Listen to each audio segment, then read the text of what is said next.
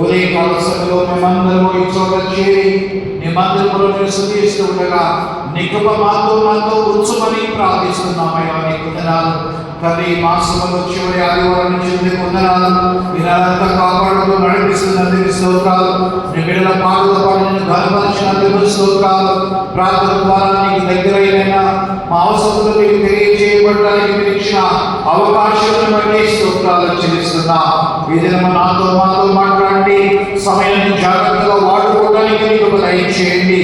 అన్ని విధాలు మీ దీవులకు మరించమని కృపలో సహాయం దయచేయమని ప్రత్యేకంగా ఈ స్థలానికి వచ్చిన ప్రతి బిడ్డ హృదయంలోని వాక్యములు నింపండియ్యా.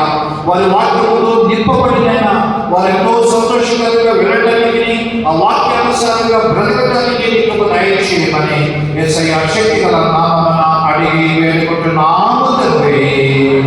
ఆమేన్. మంచి సందులు కూర్చోవలసిందిగా ప్రభు పేట సగమంతుడికి మనం చేస్తున్నాం. దిశనందు ప్రియమైన దేవుని బిడ్డలారా, ప్రభువుకి మహిమ కలుగును గాక. ఈ సమయంలో ప్రార్థనకు వచ్చిన మీ ప్రత్యేకానికి నా ప్రత్యేక వందనాలు తెలియజేస్తున్నా. వీరు మరి నేను ఇద్దరు ముందు తెలియదుగా మరి మా బావగారు వచ్చారు. మా బావగారు నాకు కూర్చున్నారు. మా పెద్ద బావగారు నాకు 9 మంది మేనమామలు, పెద్ద మేనమామ గారికి పెద్ద కుమారుడు. మరి మాకు అక్కడ కూర్చొని చాలా సంతోషము. వాళ్ళు రావడానికి దేవుడికి కూర్చుంటాడు. నిజంగా నా జీవితంలో, నా పరిచయంలో, నా వ్యక్తిగత జీవితాల్లో దేవుడు ఎన్నో పేరు చేశాడు. చాలా చిన్నవి కానీ పెద్దవి కానీ ఊహించే అన్ని కార్యాలు. యాక్చువల్గా నేను ముందు మా అక్క మా బావ మా దగ్గర ఉన్నారు. వాడు ఫోన్ చేయడానికి కష్టమైంది, చేయలేకపోయాడు. నేను వేరే అనాథ ఉన్నాను. ఉండి రాత్రి నేను ఆన్లైన్లో ఉన్నాను. ట్రైన్లో 8కి ఒక కాల్ వచ్చింది నాకు. మా బావగారు చేశారు మొన్న నైట్. నేను ఫోన్ ఎత్తుకోవాలి. మళ్ళీ వెంటనే కాల్ చేస్తే కట్ చేశాను. నాకు 9:30కి కాల్ అయిపోయింది. 9:30, 9:40 ఫోన్ చేశాను. ఫోన్ చేసి నేను అన్నాను, ఏంటి బాబా ఫోన్ చేస్తావన్నా అంటే, రేపు ఇంటికి అనుకుంటున్నావా అన్నాడు. కఠినన్నా ఉంటావా అన్నాడు. నేను అన్నాను, ఎందుకు అన్నా, మేము వస్తున్నాము అన్నాడు. అక్క నేను ఇద్దరం వస్తున్నాము అన్నాడు. ఇక్కడ ఉన్నాడు, మేము చాలా బాగున్నాం. ఓకే బాబా అంటే అమ్మాయి స్కూల్ నుంచి 8 గంటలకు వచ్చింది అని అన్నాడు. వాళ్ళు 8 గంటల పాస్ ఉన్నాం. నేను అన్నాను, రేపు స్కూల్కి వెళ్ళలేదు, సెలవు పెట్టింది అన్నా. అసలు ఎందుకు వస్తున్నావు అని అడిగాడు. వెంటనే మాట్లాడతా అంటారు, మీ తప్పులు ఎందుకు వస్తున్నావు అని అడిగాడు. ఏంటి అని అడిగాడు. నేను మళ్ళా ఎందుకు వస్తున్నావు లేదు అని అడిగాను. అంటే రాకూడదని కాదు, ఈ అక్కళ్ళు ఆడపడచ్చు ఎప్పుడు చూసినా రావాలి, ఎప్పుడు చూసినా రావాలి. మళ్ళీ వీళ్ళు సార్ ఎందుకు వస్తున్నావు లేదు అక్క వాళ్ళ ఏంటంటే నీతో పాలండి అన్నాడు. నాకు ఆశ్చర్యం తెలిసింది, నిజంగా ఎందుకు వస్తున్నావా వస్తున్నా. నేను అన్నాను, బాగా ఏమనుకోబాక, నేను మధ్యాహ్నం ఫోన్ చేద్దామనుకున్నాను, కుదరలేదు.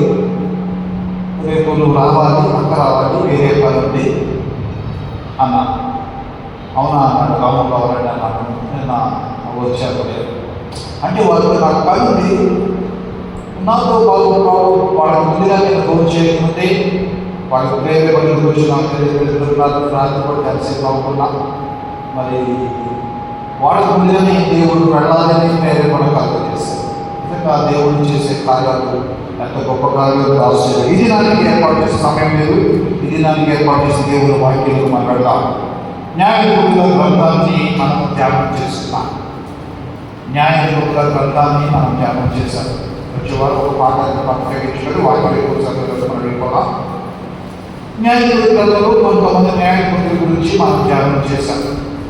బైబిల్లో 10 నిబంధనలు రాసిన పుస్తకాలన్నింటిలో అన్ని పుస్తకాల్లో స్త్రీల పేరు, లేడీస్ పేరు మీద రాయబడిన గ్రంథాలు 2 గ్రంథాలు. స్త్రీ పేరు మీద రాయబడిన గ్రంథాలు 2. ఒకటి రూతు గ్రంథము, 2 ఎస్తేరు గ్రంథం. ఎందుకు దేవుడు రాయించాడో నాకు తెలియదు. ఎంతమంది పేరు మీద గ్రంథాలు రాయబడ్డాయి పురుషుల పేరు మీద. ఎస్తేరు పేరు మీద ఎందుకు రాశాడు, రూతు పేరు మీద ఎందుకు రాశాడు, పరిశుద్ధాత్మ దేవుడు తెలియదు. కానీ ఒక ప్రత్యేకమైన కలర్పు దేవుడిలో ఉంది. ఈరోజు రూతు గ్రంథాలు రూతు గ్రంథం ఈరోజు నేను జ్ఞాపకం చేస్తున్న దేవుని వాక్యం విన్న ప్రతి ఒక్కరు కూడా విన్న వాక్యాన్ని గ్రహించి విన్న వాక్యాన్ని ప్రకారంగా మనము అడుగులు వేస్తూ నడుస్తూ వెళుతున్నట్టే దేవుడు ఖచ్చితంగా అద్భుతాలు చేస్తాడు. వీరి దాని ప్రకారంగా నడవకపోతే, దాని ప్రకారంగా చేయకపోతే నీ జీవితంలో, నా జీవితంలో మేలు, రుచులు, దీవెనలు, ఆశీర్వాదాలు మనం పొందాం. కానీ విన్న వాక్యానుసారంగా మనం నడుస్తూ ఉంటే ఖచ్చితంగా దేవుడు కార్యాలు చేస్తాడు. చూడండి, రూతు గ్రంథము నిన్న చెప్పండి, మీరే చెప్పండి. 4వ అధ్యాయం 4వ అధ్యాయాన్ని 2 భాగాలుగా మనం చేసుకున్నాం. మొదటి 2 అధ్యాయాలు ఒక భాగంగా, మరొక 2 అధ్యాయాలు ఒక భాగంగా చూద్దాం. ఇక రూతు గ్రంథం మొదటి అధ్యాయం 1వ వచనం చూడండి, 28. ఆ న్యాయాధిపతుల తేలిన దినములందు కరువు వచ్చింది. న్యాయాధిపతులు పరిపాలిస్తున్న వ్యవస్థ, న్యాయాధిపతుల దినాలు ఏంటి, న్యాయాధిపతుల కాలం ఏంటి? మనకు కూడా కొన్ని ప్రభుత్వాలు ఉన్నాయి. కొంతమంది మన అందరితో టీడీపీ ప్రభుత్వం ఉంది, మన వైసీపీ ప్రభుత్వం ఉంది, ఇప్పుడు మన టీడీపీ ప్రభుత్వం ఉంది, ఒకప్పుడు కాంగ్రెస్ ప్రభుత్వం ఉంది, దేశంలో బీజేపీ ప్రభుత్వం ఉంది. అంటే కొంతమంది పరిపాలించిన టైంలో ఏమి జరుగుతున్నాయో మనం గ్రహిస్తున్నాం, ఎలా జరుగుతుందో గ్రహిస్తున్నాం.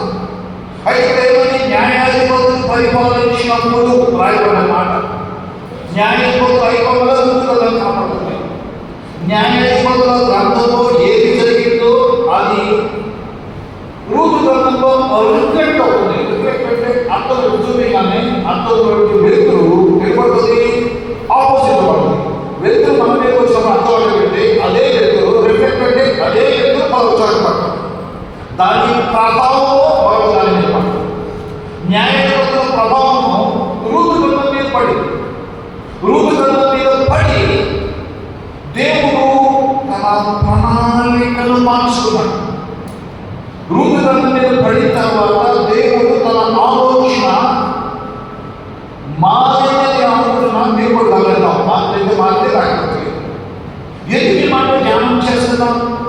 రూతు గ్రంథం యొక్క ప్రాముఖ్యత మొదటి అధ్యాయం, 2వ అధ్యాయం, 3వ అధ్యాయం, 4వ అధ్యాయం.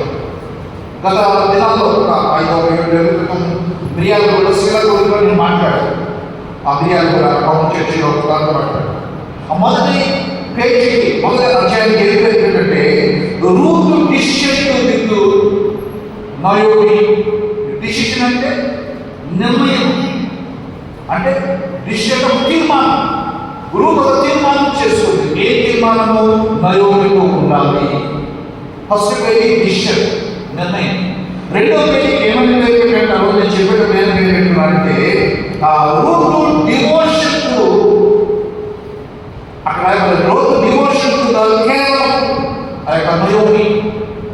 డివోషన్ అంటే ఆధ్యాత్మికం. ఆధ్యాత్మికం అంటే దేవునికి సంబంధమైనది. ఒకటేమో డిసిషన్, రెండోది డివోషన్. 3వ అధ్యాయాన్ని నేను ఏం పేరు పెట్టానంటే Ruth request for reduction of Boaz. అటు రూతు యొక్క రిక్వెస్ట్ అంటే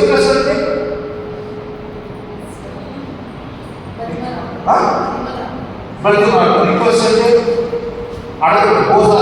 రిక్వెస్ట్ అంటే ఆమె విధవలు మాటి పడతాక అయ్యా నాకు అటువంటి వారికి అడగడం, రిక్వెస్ట్ చేయడం, విధేయత అయ్యా సహాయం చేస్తావా అంటే రిక్వెస్ట్.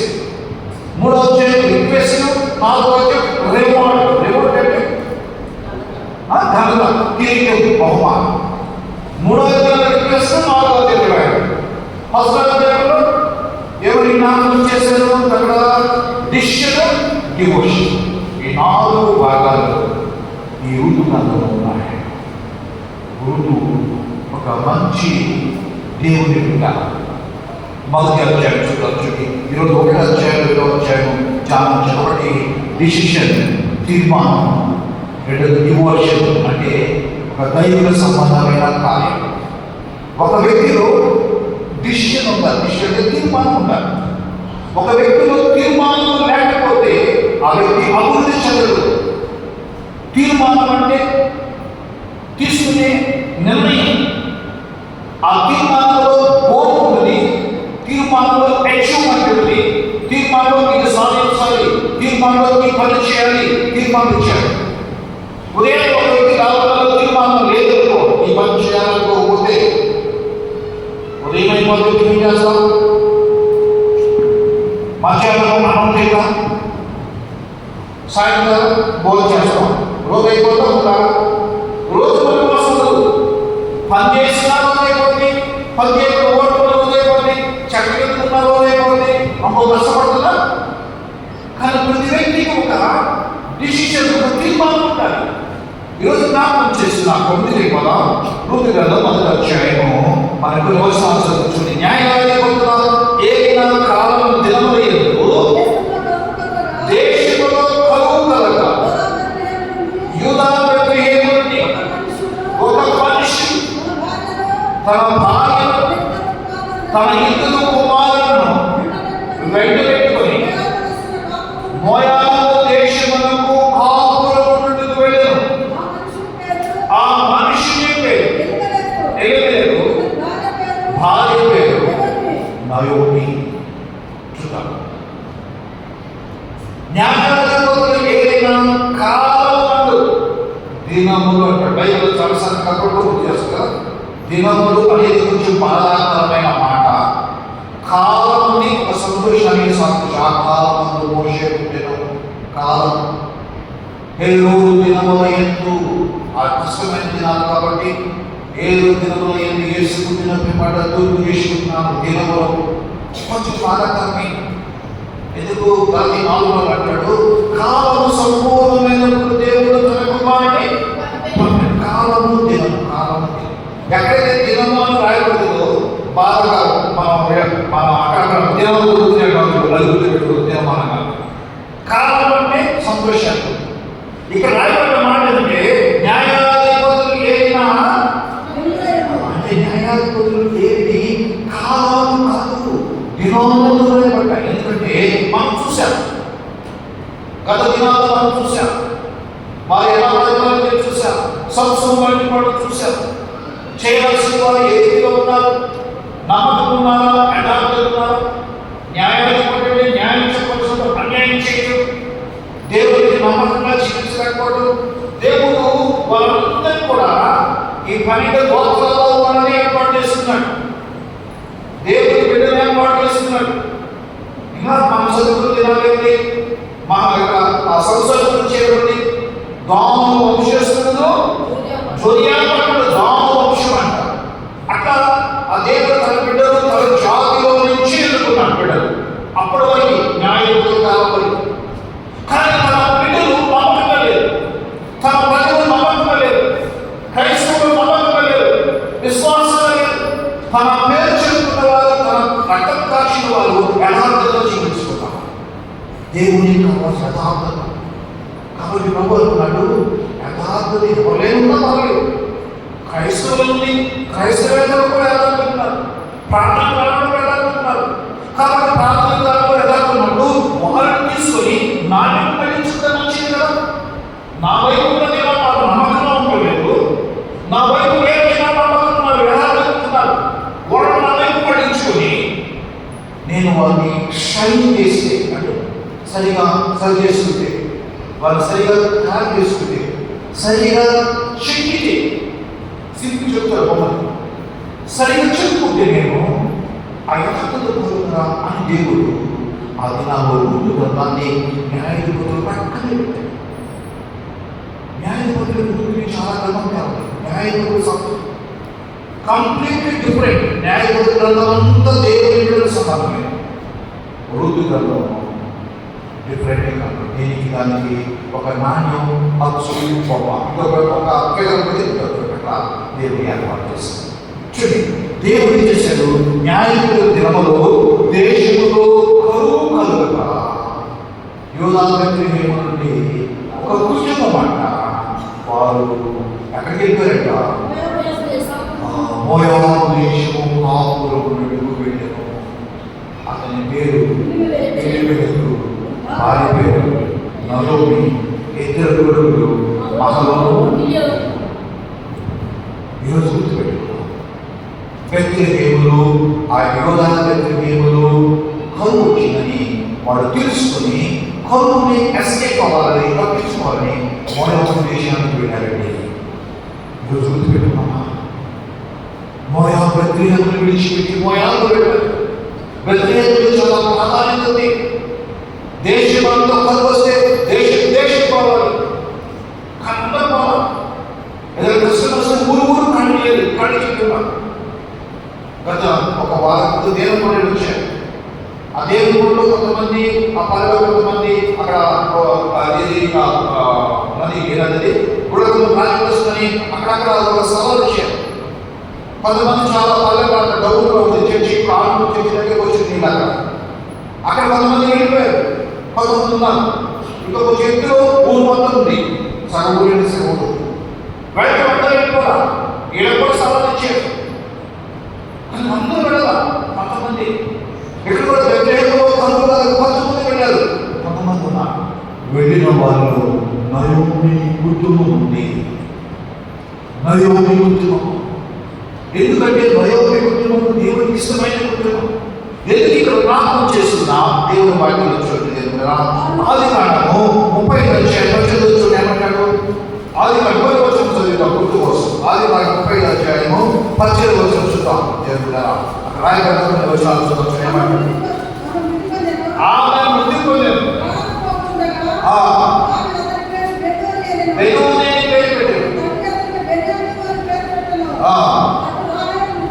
అప్పుడు అట్లా రాహేలు మృతి పొంది బెత్లెహేములో ఎఫ్రాతాలో ఆమెను పాతి పెట్టెను. అంటే రాహేలు సమాధి ఎక్కడుంది? రాహేలు ఎక్కడ చనిపోయింది? బెత్లెహేములో చనిపోయింది. ఇంకా మనం 4 వచ్చిన అదే ఆదికాండము 48 వచ్చేమంటారు? 48 వచ్చేమో 7 వచ్చిన ఒక మాట కనబడుతుంది.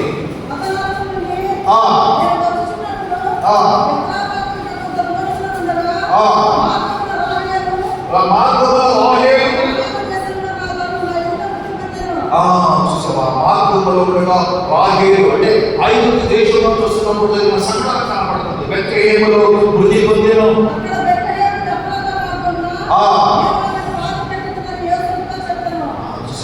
బెత్లెహేములో ఆయన రాహేలు సమాధి. మొదటి సమయంలో ఏమన్నా మొదటి సమయంలో 16వ అధ్యాయము 4వ వచనం ఏమన్నా రాయబడింది? 16వ అధ్యాయము అందులో 16వ అధ్యాయం 4వ వచనం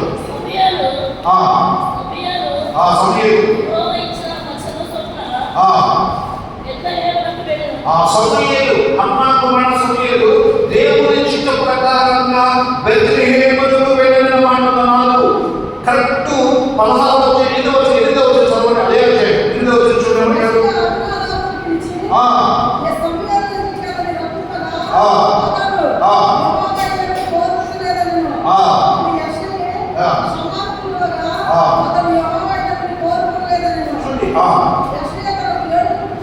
అంటే సమూయేలు రాజు ఏర్పాటు చేయడానికి బెత్లెహేముకు వస్తే యెషయా తన కుమారుడు షమ్మాని తన యొక్క సైనికుల కుమారుడు పిలిపించాడు. అక్కడ వచ్చిన 8 కూడా చదవండి.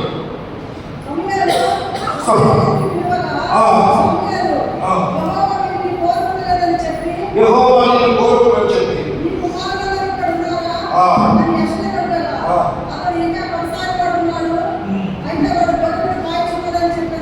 వాడు గొర్రెల కాయచున్నాడని చెప్పారు.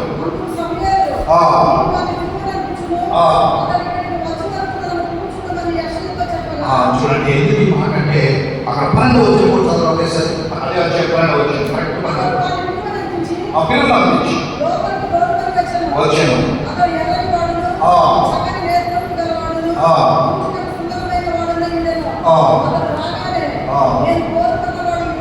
ఎవరి గురించి? అంటే దావీదు సొంత బెత్లెహేము. అంటే ఇంకా చాలా 15 చూడండి. బెత్లెహేము యొక్క ప్రాముఖ్యత తెలియటానికి ఆ బెత్లెహేము అంటే బెత్లెహేము అనే మాటకు అర్థం రొట్టెల ఇల్లు అని అర్థం. అంటే బెత్లెహేము అంటే రొట్టెల ఇల్లు బెత్లెహేం అనే మాట బాగా ఎందుకు ఈ మాట మనం ఇది చదువుకుంటున్నామంటే దేవుని వాక్యంలో ఒక కుటుంబం న్యాయాధిపతి కాలంలో కరువు వస్తే కరువుని జయించడానికి విడిచిపెట్టి వాళ్ళు మోయాబు దేశానికి వెళ్తున్నారు. అక్కడ వాక్యం మనకి జ్ఞాపకం చేస్తుంది. కరువుని అధిగమించడానికి మోయాబు దేశానికి దేవుని స్థలం బెత్లెహేం అంటే ఇంకా మా అందరికి అర్థం కావాలంటే యేసు ప్రభువు పుట్టిన ఊరు బెత్లెహేమే. మీకా గ్రంథంకి ప్రవచనంలో మనకు కనపడుతుంది. మీకా గ్రంథము 5వ అధ్యాయము 2వ వచనం చూడండి. మీకా గ్రంథము బెత్లెహేము ఎఫ్రాతా యూదా కుటుంబంలో ఎంత మాత్రమో అల్పమైన దానివి కావు. నాలో ఇశ్రాయేలు ఏడవవాడు ఏదో ఈ నీవు నుండి వచ్చును. చూసావా? బెత్లెహేము ఎఫ్రాతా ఇది స్వల్ప గ్రామమైనప్పటికీ నీలో నుంచి ఎవరుస్తారట? యేసు ప్రభు వస్తారు. బెత్లెహేము యేసులో బెత్లెహేములో పుట్టాడు. ఆఖరి ఇక్కడ రాయబడ్డ మాట ఏమంటాడు తెలుసా? న్యాయుడు ఋతులలో మొదటి అధ్యాయంలోనే న్యాయాధిపతి జన్మలేదు దేశంలో కలుగుగా యూదా బెత్లెహేములో నుండి యూదా బెత్లెహేములో నుండి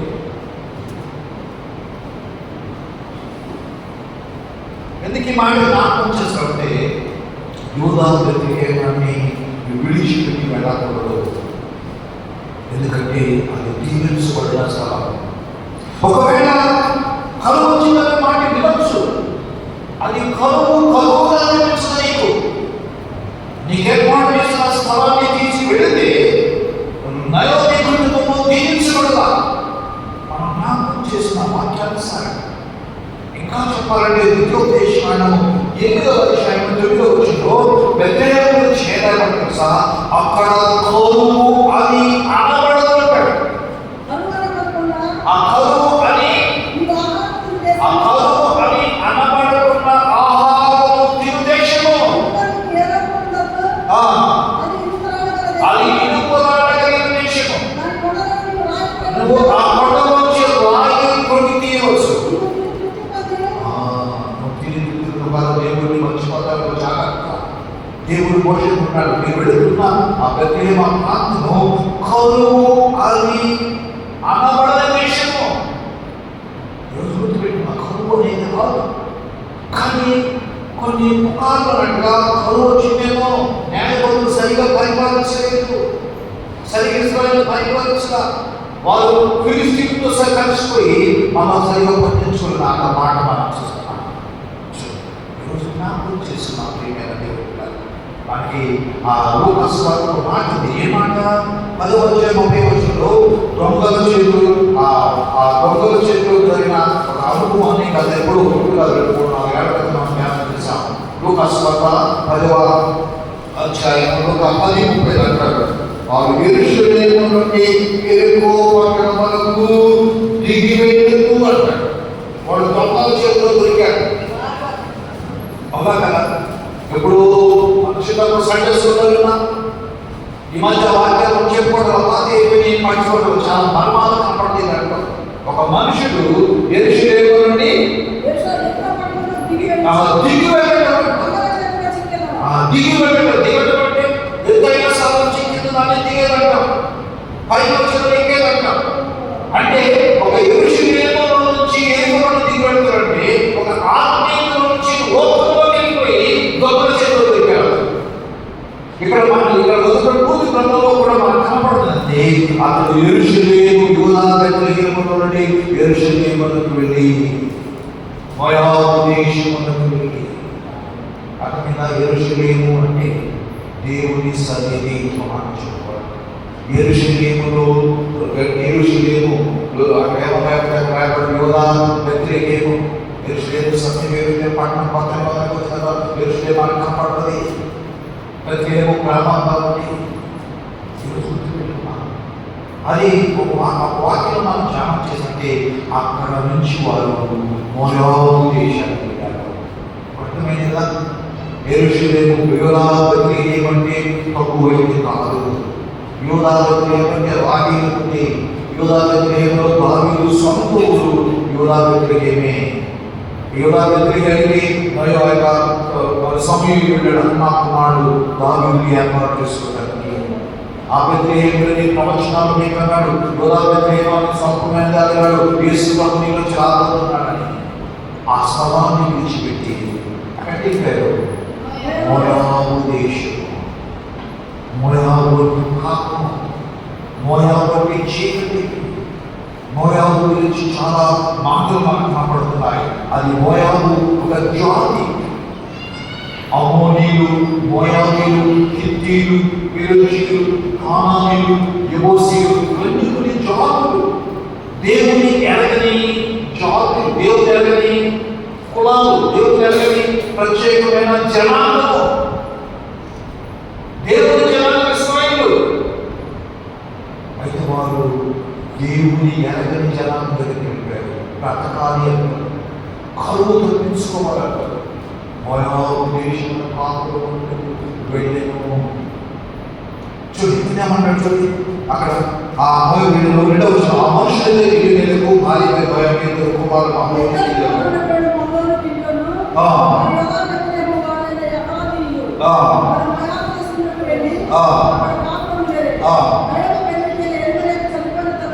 నయోమి వెళ్ళినప్పుడు ఎవరైతే మగువు వెళ్ళారు. నయోమి భర్త ఎలీమెలెకు ఇద్దరు కొడుకులు, మహాబాబుకి మగువు వెళ్తే వెళ్ళిన తర్వాత వెంటనే తన భర్త చనిపోయాడు. భర్త చనిపోయిన తర్వాత కరువు తీరిపోయింది. వాళ్ళ సొంతంలో కరువు లేదని తెలిసింది. తిరిగి నా సొంతం పోవాలని అనుకోవాలి అనుకోకుండా ఏం చేసింది తెలుసా?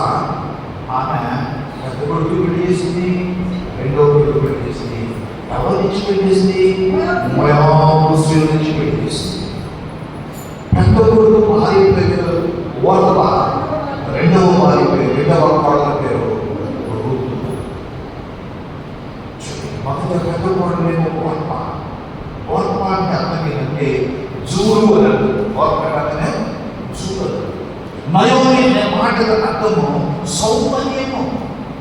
నయోమి అనే మాటకు అర్థము వెళ్ళిపోయింది. కింద వచ్చిన ఏమంటాడు?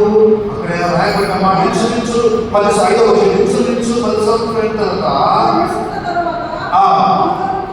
ఇద్దరు కుమారుడు చనిపోయారట.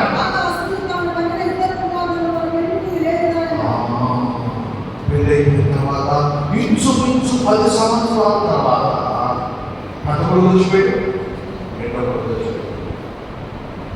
ఇద్దరు కోడలు ఉన్నారు. ఇద్దరు కోడలు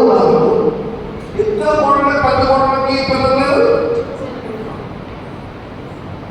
అప్పుడు దేవుని వైపు తిరిగింది. అప్పుడు దేవుని గురించి ఆలోచించింది నయోమి దేవుని గురించి ఆలోచించి, నయోమి అనే మాటకు కట్టంటే మై హ్యాపీనెస్, నా సంతోషము.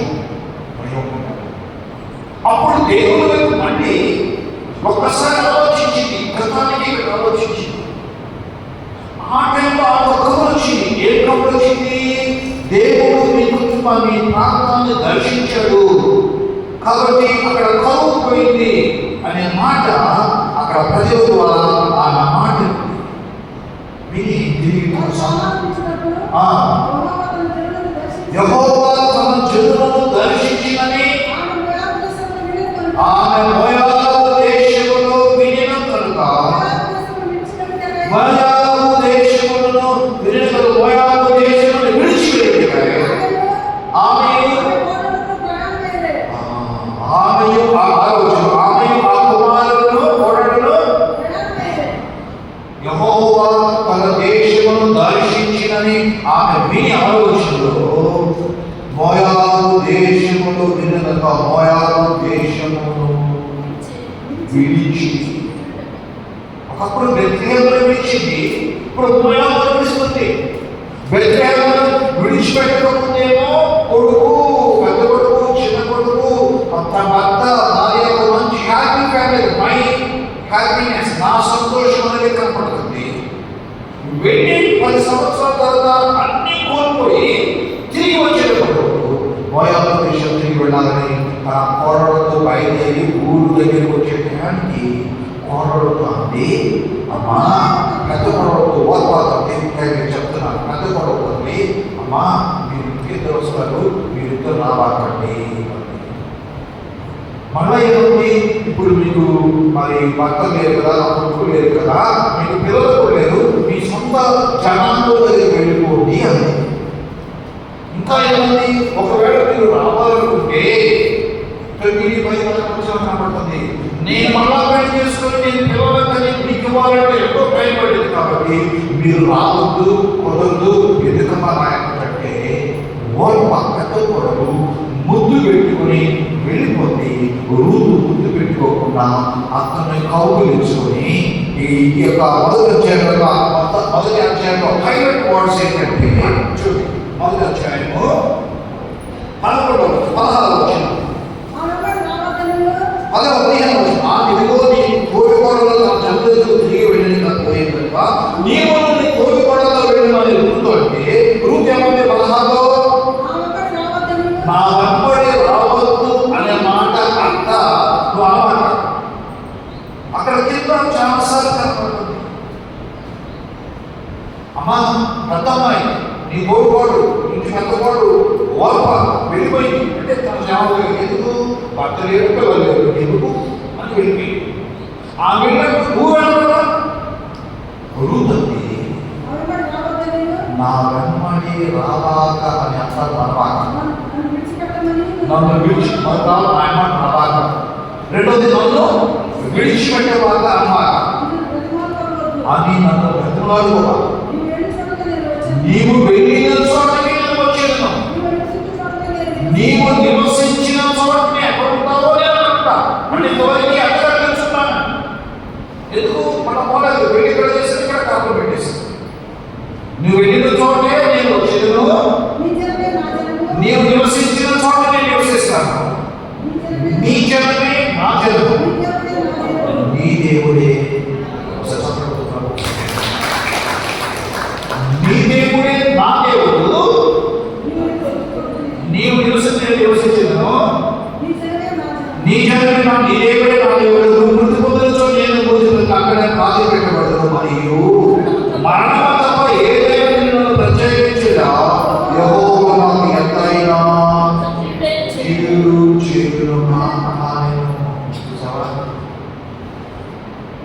ఒక రూల్ ఎందుకు మాత్రం చేయాలి, డిసిషన్ తీర్మానం.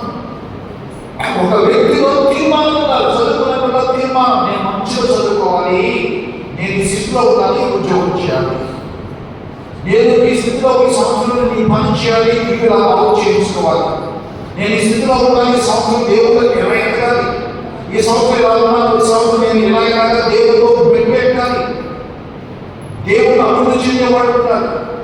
ప్రతి వ్యక్తిలో ఒక మంచి తీర్మానం ఉండాలి, మంచి తీర్మానం. మన సహోదరులు అనేక మంచి తీర్మానం, దేవుడు ఇలా వ్యక్తిలో ఉన్నప్పుడు అక్కడ పంపులకు వ్యక్తిలో కుటీరు చూస్తున్నారు, చాలా సంతోషం నవ్వులు మంచి మాట్లాడుతుంది. చిన్నప్పుడు చిన్న తప్ప గురించి ఒకసారి ఇప్పుడు పుట్టదు అది పెట్టుకోవచ్చు, పెద్ద అవసరంగా అది పెట్టుకొని బాగుంటాడు. కొంతమంది చూస్తే కొన్ని గుర్తొస్తుంది మాకు, ఎందుకంటే వాళ్ళు చిన్నప్పుడు చూస్తాను కాబట్టి ఒకరు చూడగానే అవన్నీ మనసులో వస్తే నేను మనసులోనే ప్రార్థన చేస్తాను. నేను వాళ్ళు కూడా నా మనసులో పడాలి అది వచ్చి టైం సాధన అలాంటి మాట మనసులో చెప్పడానికి. ఎందుకు మాట అంటే ఆమె తీర్మానం, ఏ తీర్మానం, నీ జనమే నా జన్మం, నీ దేవుడే నా దేవుడు, నీ నివసిస్తున్నట్టు నేను నివసిస్తాను. మంచి తీర్మానం చేస్తుంది, మంచి పోరాటం. అక్కడికి ఎందుకు నిరీక్షణ ఏం చేయాలి, పట్టుకున్నా లేకపోతే పిల్లలు సాగులో ఉన్నా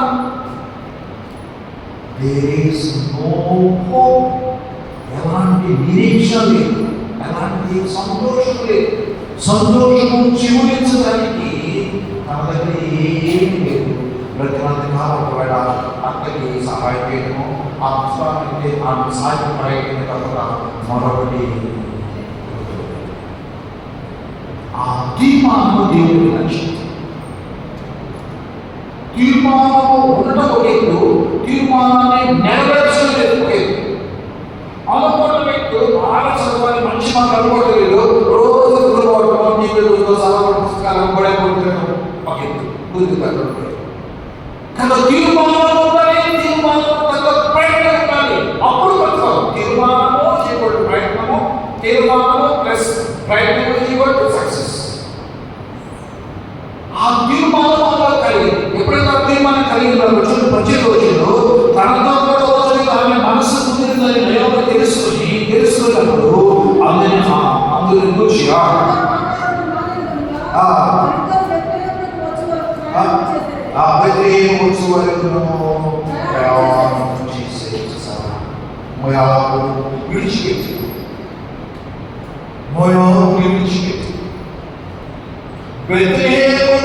విడిచిపెట్టి వెళ్ళినటువంటి నయోమి ఫార్వర్డ్ ఉంది.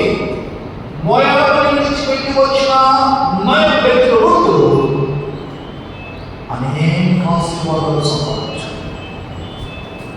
మోయాబు అంటే పాపమంచుడు, మోయాబు అంటే చీకటి చెప్పారు. మోయాబీలు, హివ్వీలు, హిత్తీలు, పెరెజీలు, కానానీయులు, యెబూసీయులు, ఫిలిష్తీయులు, ఇవన్నీ కొన్ని జాతులు. పక్క వచ్చిన చదువు మోయాబు గురించి ఒక మాట చదువుకుంది కదా.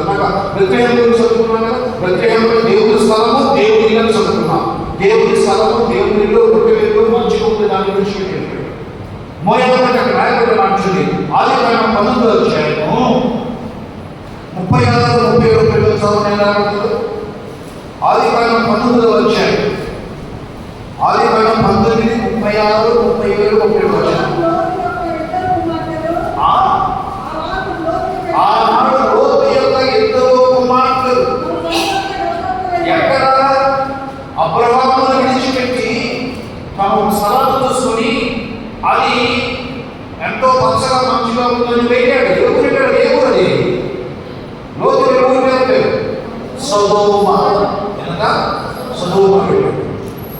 అక్కడ సొదొమలో జరుగుతున్న విప్లవం, ఒక భయంకరమైన పరిస్థితి వరకు అబ్రహాము ప్రార్థన చేస్తే లోతు కూడా బతికాడు. లోతు వెళ్ళిపోతారు. కానీ అక్కడ బుధవారం చెప్పిన దేవుని లోతు చేయబట్టుకొని బలవంతం చేసి బయటకు తీసుకెళ్ళాడు. లోతు భార్య, ఇద్దరు కుమార్తెలు వెనక్కి చూస్తున్నాడు. లోతు భార్య వెనక్కి చూసింది, ఉప్పు స్తంభం అయిపోయింది. లోతు ఇద్దరు వెళ్ళిపోతారు. రాయబడిన 19:36 చదవమ్మా. ఆ లోతు యొక్క ఇద్దరు కుమార్తెలు తన తండ్రి వలన గర్భవతులైంది. లోతు ఇద్దరు మనకి పక్కలో నివాసం చేస్తున్నారు. కుమార్తెలు ఎవరు చుట్టుపక్కలేదు, ఏం చదువుతున్నారు అక్కడ. కొన్ని ఆదికాండంలో 36 చరిత్ర తర్వాత 19 తెలిసింది. లోతు యొక్క కుమార్తెలు ఇద్దరు తండ్రి వలన గర్భవతులైంది. పెద్దది కుమార్తెలు కానీ అతనికి మోయాబు అని పేరు పెట్టాను. అతడు మోయాబీయులకు మూల పురుషుడు. మోయాబీయులు ఎవరంటే తండ్రికి కుమార్తెలు జన్మించిన సంతానం. అన్ని సంతానాల దేవుడు, అన్ని పాపాల దేవుడు క్షమించడేమో, కానీ మోయాబు పాపాన్ని దేవుడు క్షమించడు. రెండవది కుమారుడిని బెన్యామీను పెట్టి అమోనీయులకు మూల పురుషుడు. అమోనీయులు మోయాబీయులు, లోతు సంతానం. అంటే రొట్టెల ఇల్లు దీవించబడింది, యేసుకు పుట్టింది. దావీదు మంచి భక్తులు ఉన్న స్థలాన్ని విడిచిపెట్టి పాప సంబంధమైన స్థలానికి వెళ్ళిపోయింది నయోమి. దాని ప్రతిఫలం పొందింది. వెళ్ళబడిన స్థలానికి వెళ్ళి ప్రతిఫలాన్ని అన్ని పోగొట్టుకోండి. తిరిగి తన దేవుడు దర్శించాడు తెలిసి బయలుదేరు మాట్లాడలో బయలుదేరారు. పెద్దది వార్త వెళ్ళిపోయింది. రూతు మాత్రము నా వెంబడి రాకుందన్నమాట చెప్పవద్దు. అంతమా నీవే నాకు కావాలి, నీతోనే ఉంటాను, నీ జనమే నా జనం, నీ చుట్టాలే నా చుట్టాలు, నీళ్ళే నా ఇల్లు, నీ దేవుడు నాకు తీర్మానం చేసుకొని వస్తే 10 సంవత్సరాలు అయిపోయిన తర్వాత మరి 40 సంవత్సరాలు దాటింది. వెళ్ళే కొడుకులు వచ్చిన కొడుకులు వెళ్ళి రాకుండా వెళ్ళింది. ఆ ఊరు వస్తే ఆ ఊళ్ళో ఉన్న పెద్ద పెద్దోళ్ళు వస్తుంది. ఈమె నయోమి కదా, 17 సంవత్సరాలు గుడికి వచ్చింది, 10 ఏళ్ళు దాటిపోయింది. భయం కదా, భయం కదా, ఆ భయం మీద భయం ఏమైంది అక్కడ భయపడ్డ మాట ఏది వెళ్ళకూడదు. అంతమంది మాట్లాడు, ఎంతమంది మనం ఏం అడుగుతున్నారు, ఏమి సమాధానం ప్రకారం ఆ ఏమని సమాధానం చెప్పి తెలుసా? అక్కడ ఏమో వచ్చినటువంటి 20 వచ్చి చదువు ముందుకు వెళ్ళిపోతుంది. 2వ అధ్యాయం దేవుడు నాకు చాలా దుఃఖము కలుగు చేశాను కనుక నన్ను నయోమి అనక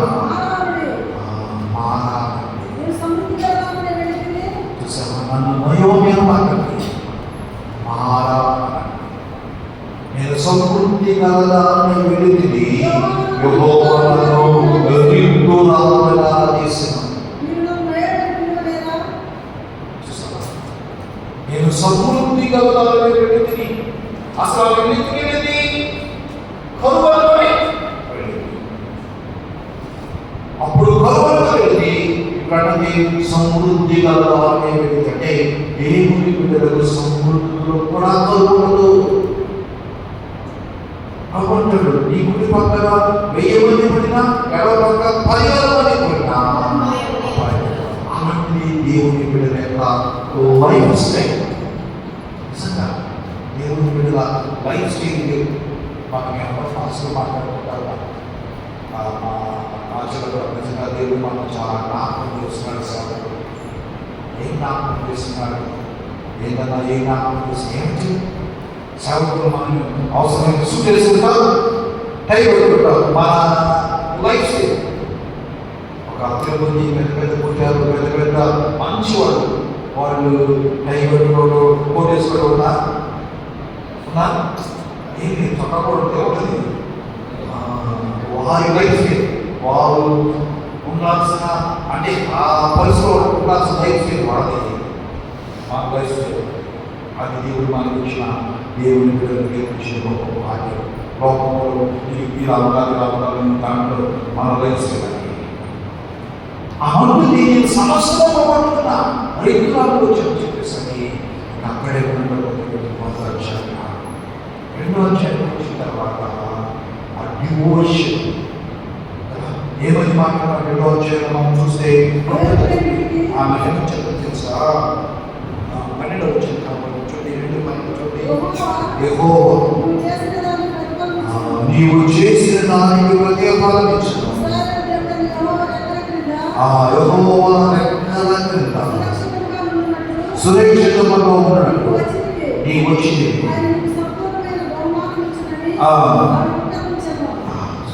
దేవుని చేతి కిందకు వచ్చాడు.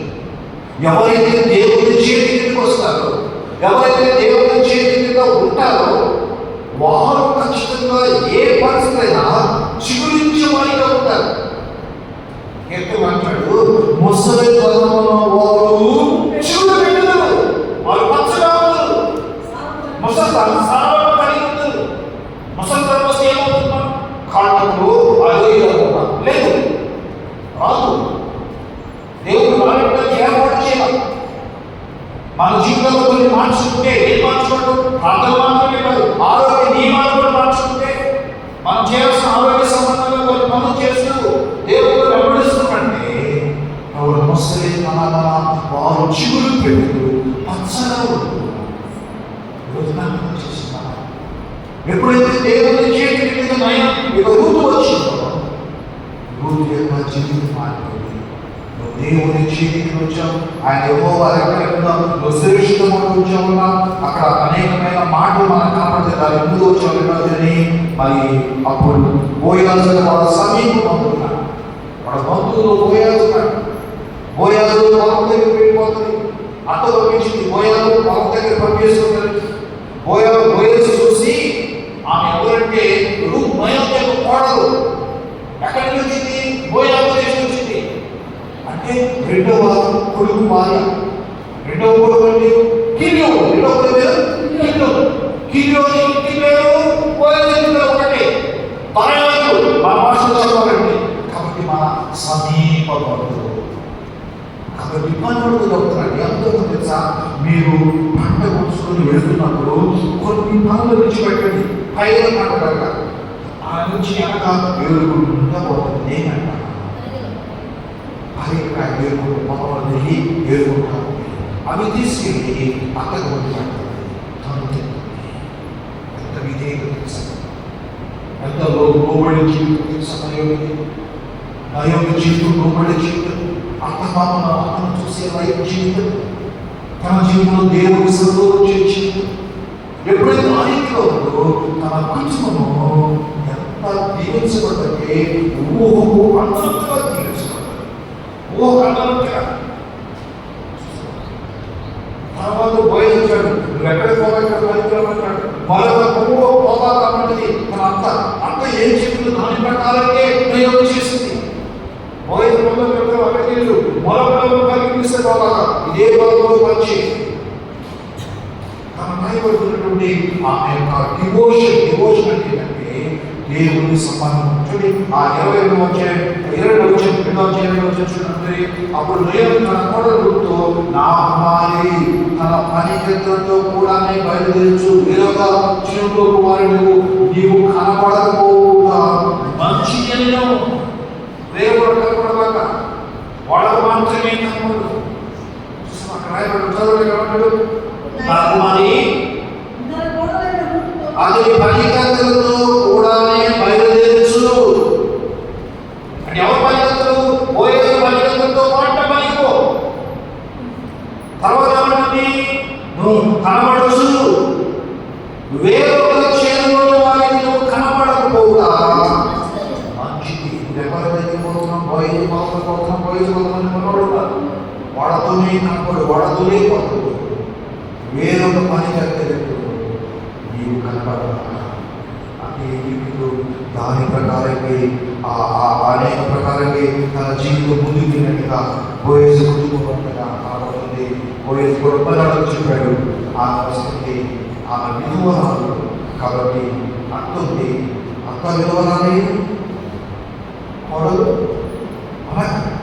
కాబట్టి వారిని పోషించాలి. దేవుడు వాటి ప్రకారంగా పాత్ర ప్రకారాన్ని పనులు మీరు పైన పంటలు వస్తుకోకుండా మధ్యలో నాకు అక్కడ విడిచిపెట్టండి.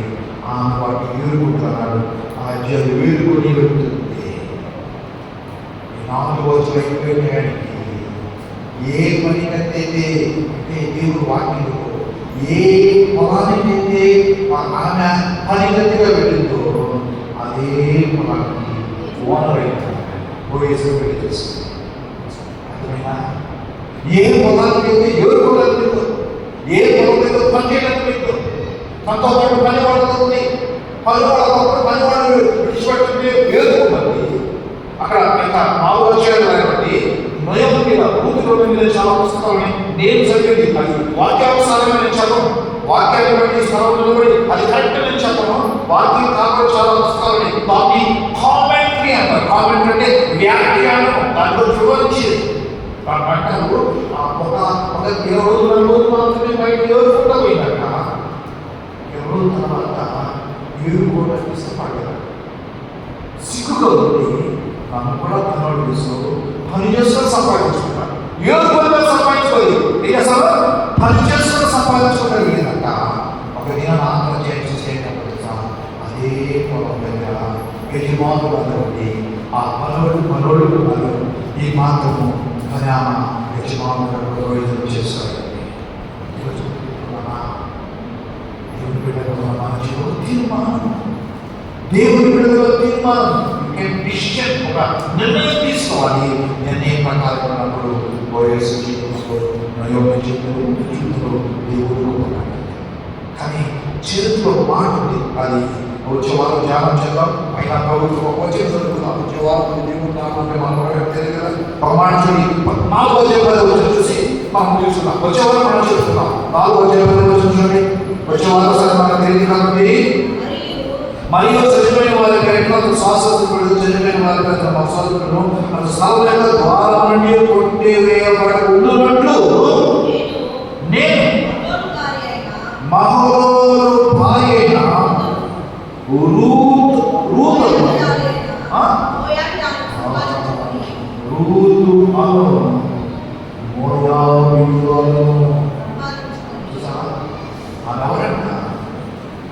వచ్చినా, తీర్మానం చేస్తున్నా, దేవుడి సన్నిధికి వచ్చినా, దీవించబడుతున్నా, ఆమె మోయాబురాలని ముద్ర ఉంది. నేను మోయాబురాలను అయినా కూడా దేవుడు జ్ఞాపకం చేస్తున్నాడు. దేవుడు దీవించాడు. ఆది కాండం 5వ మోషే అంటున్నాడు, యెహోవా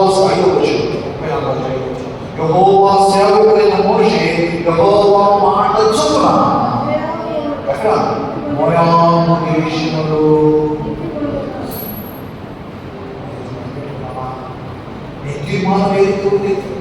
తీర్మానం తగ్గట్టుగా నడుస్తున్నావా? మోయాబు తీర్మానం చేస్తుంది. తీర్మానం ప్రకారమే తను ఎవరి మీద తన మీద ఆధారపడి తన ఆత్మను చూస్తున్నాడు. ఈరోజు గుర్తుపెట్టుకోవాలి, దేవుని దీవెన రావాలంటే అంటే వాక్యాలు తల్లిదండ్రులను ప్రేమించాలి, తల్లిదండ్రులు చూడాలి. నీ దీపము కావు చీకటిలో కారిపోకుండా ఉండాలి. నీ తల్లిదండ్రులు సన్మానించాలి, తల్లిదండ్రులు చూడాలి, అత్తమామలు చూడాలి. ఖచ్చితంగా అది దేవుని యొక్క ఆజ్ఞ. అలా చూసే కుటుంబాలు, అలా చూసే వ్యక్తుల జీవితాలు ప్రత్యేకంగా ఉంటాయి. అది ఎవరు మార్చలేదు. నీ అత్తలు, నీ మామ అంటే ఎవరు ఒకరు తల్లిదండ్రులు అవునా కదా? నీ తల్లిదండ్రులు అంటే ఎవరు ఒకరు అత్తమామలు. నా తల్లిదండ్రులు ఉన్నారు, నా తల్లిదండ్రులు అంటే నా తమ్ముడు వారికి కొంతమంది మా అత్తమామ నా తల్లిదండ్రులు ఒకరు అత్తమామలు. నా అత్తమామలు ఎవరు నా అత్తమామలు వాళ్ళ అమ్మాయి అంటే వాళ్ళ తల్లిదండ్రులు నాకు అత్తమామలేదు. నా తల్లిదండ్రులు అత్తమామలు ఖచ్చితంగా చూడాలి. మా అత్తమామలు చదివి మా అక్కలు మా బాబు చాలా బాగా మాకుని మా అక్కల దగ్గర ఉంటాడు. మా అక్కలు వాళ్ళు చేసే మా అక్కలు చూసే విధానం లక్ష్యాలు చలికాలంలో చేతులు బాబులు కాళ్ళకి సాల్వ్ చేస్తారు. మా బావ అంటే కాళ్ళు మనసు మీద తిరుగుతారు, కాళ్ళు చల్లగా ఉంటుంది, కాళ్ళ దుప్పటి ఉంటుంది, కాళ్ళకి సాల్వ్ పక్కకు పోయి కాళ్ళు పెట్టడానికి చల్లగా ఉంటుంది. అక్కడ ఒక విషయం వల్ల చలికాలంలో ఫ్యాన్ వేస్తే నచ్చలి కాదు వచ్చింది, దాన్ని బాలిస్తే వెళ్ళాకాలంలో చాలా వస్తుంది చిన్న ఫ్యాన్. దాని దీని మా బావ కాబట్టి అత్తమామ గట్టిగా మంచిగా చూడాలి. ఎవరో చూస్తారని చూడాలి కాదు, మన బాధ్యతగా చూడాలి. తల్లిదండ్రులు కూడా మన బాధ్యతగా చూడాలి. అది దేవుని శాసనాన్ని కాబట్టి ఆజ్ఞను దేవుని శాసనం రూతు వారి తీర్మానం చేసిందో రూతు దేవుడు గొప్ప దేవుని ఆయన ఆశ్రమం మీద ఆయన బలమైన చేతిన దేవుని మనసుగా వచ్చిందో రూతు జీవితం ఆకర్షణబట్టి రూతు కుమారుని బట్టి ఆ దావీదు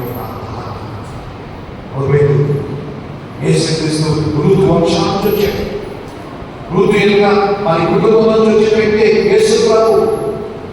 మోయాబు ఏ ఊరవుతున్నాడు? న్యాయంలో ఎంత నమ్మకం వేస్తూ పేరు పెట్టి నా జన్మంతా తీసి పక్కన పెట్టి పేరు పెట్టుకుని మోయాబు మనుషులు నేను సరి చేస్తాను, నేను నడిపిస్తాను, సాధన చేస్తాను, నేను కూర్చోబెడతాను, లేదు సరి చేస్తాను, నీ బుద్ధి నాకు కలిసింది అని మోయాబులో చూసిన రూతు ద్వారా దేవుని యొక్క వంశం వచ్చిన యేసులో మోయాబు స్థితిలో రాకూడదు కానీ వచ్చాడు. ఎందుకంటే అది దేవుని ఇష్టం.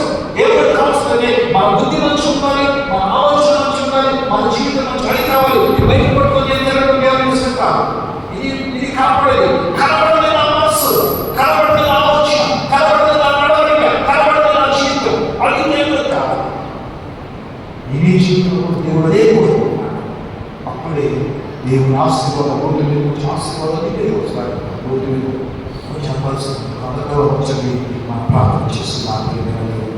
అందరూ వచ్చి మనం ప్రార్థన చేస్తున్నాం. ప్రభు మనం ప్రేమించి ఈ మంచి అవకాశం తీర్మానం చేసుకుని తీసుకోలేదు. నేను ఒక మంచి తీర్మానం చేసుకుని భాగ్యం చేయాలని మనం ప్రార్థన చేస్తున్నాం.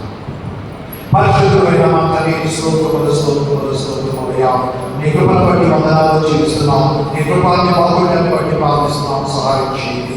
వృద్ధి గ్రంథంలో ప్రతి ప్రభావం మేము జాగ్రత్త చేస్తున్నాం. సహాయం చేయండి. మీరు ఇచ్చిన కృపను బట్టి నీకు వందనాలు. ఎంత గొప్ప తండ్రివయ్యా, నీవు గొప్ప కార్యాలు చేసే తండ్రికి సహాయం దయచేయండి. ఈ కృపలో జ్ఞాపకం చేసుకొని రోజు మంచి తీర్మానం చేసుకొని నీ దేవుడి నా దేవుడు నీ జన్మి నా జన్మని కానీ తన స్థలాన్ని విడిచిపెట్టి, తన స్వజనులు విడిచిపెట్టి, తన బాబులు విడిచిపెట్టి, తనకి ఏ నిరీక్షణ లేకపోయినా అన్ని విడిచిపెట్టి నీ బిడ్డతో వచ్చి నీ స్థలంలో వచ్చి దీవించబడతారు. నీ స్థలంలో ఉన్న ప్రతి ఒక్కరూ దీవించబడతారు. నేను నీ స్థలంలో నీ పరిచయంలో విడిచిపెట్టి లోకంలోకి పాపంలోకి వెళ్ళిపోకుండా సహాయం దయచేయండి. ముందు తీర్మానం ప్రకారంగా తన ఎంత మంచిగా చూస్తుంది ప్రభావ, ప్రతి గొప్ప కార్యాలు చేసిన తండ్రికి స్తోత్రాలు. సహాయం చేయండి. ఉద్యోగాలలో మంత్రమైన భాగాలను ధ్యానం చేసిన వారికి దయచేయండి. చివరలో దీవించండి, బలపరచండి. ఆ మానవుల బిడ్డలు ఆదరించబడటానికి దయచేయండి. ఎప్పుడో బిడ్డలు జ్ఞాపకం చేసిన దీవించి నడిపించుకొని మీరే మహిమ, మీరే ఘనత, మీరే ప్రభావం చెల్లించుకోమని ఈ యొక్క తల్లి ప్రభావం సహాయం దయచేయమని యేసయ్య శక్తి గల నామమున అడిగి వేడుకుంటున్నాము తండ్రి. ఆమేన్. ఆమేన్. పాట పాడుకుంటా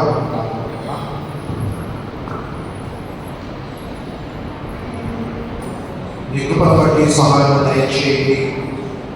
మధ్యాహ్నం ప్రేమించి మాటించిన మంచి సమయాన్ని బట్టి నీ బిడ్డలందరిని బట్టి ప్రార్థిస్తున్నాము. నీ బిడ్డలు దీవించండి.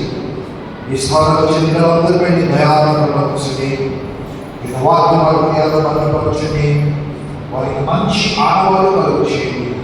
మంచి దీవెన ఆశీర్వాదం బిడ్డలో పుట్టించమని ప్రార్థిస్తున్నాము. సహాయం చేయండి. అన్ని విధాలని పాపం వచ్చేవారిపైన నీ రెండు భాగాలను ధ్యానం చేసుకోవడానికి దయచేయమని న్యాయపతుల కాలంలో న్యాయపతుల దినములలో రాశారు. అది సరిగా లేదు కాబట్టి ఒక కుటుంబం వచ్చేది తిరిగి తీసుకొచ్చి సరి చేసిన దేవుడు సహాయం చేయాలి. శక్తి అడిగి వేడుకుంటున్నాము తండ్రి. అందుకేసుకుని ప్రభుత్వ వల్ల వాసులు కర్తవ్యం పాట పాడుకొని మనం సిద్ధపడిన వాళ్ళందరూ పెట్టి మన వాళ్ళందరూ పాటలు వచ్చని ప్రభు మనం చేస్తాం. పరలోకమందు నా తండ్రి, మీ నామం పరిశుద్ధపరచబడిన నిశ్చితము పరలోకమందు ఎలాగో అలాగే కావలసిన ఆహారం మాకు దయచి క్షమించిన ప్రకారం క్షమించు తప్పించు. ఎందుకంటే రాజ్యము, బలము, మహిమ నావు మన పరమ దేవుని ప్రేమయు మన ప్రభుని రక్షకుని వచ్చిన కృప పరిశుద్ధాత్మ సహవాసము సమాధానాన్ని కూడిన మరణంలోసారి జీవించదు. మీ దయాన్ని కరుణాన్ని కటాక్ష మా అందరికీ సదాకాలం నడిపించబడు. ఆశీర్వాదముల్ మామేక వర్షింపచేయు మీషా ఆశతో నమ్మియున్నాను. నీ సత్యవదతను ఈ మారి మీద కృపరించుము దేవా.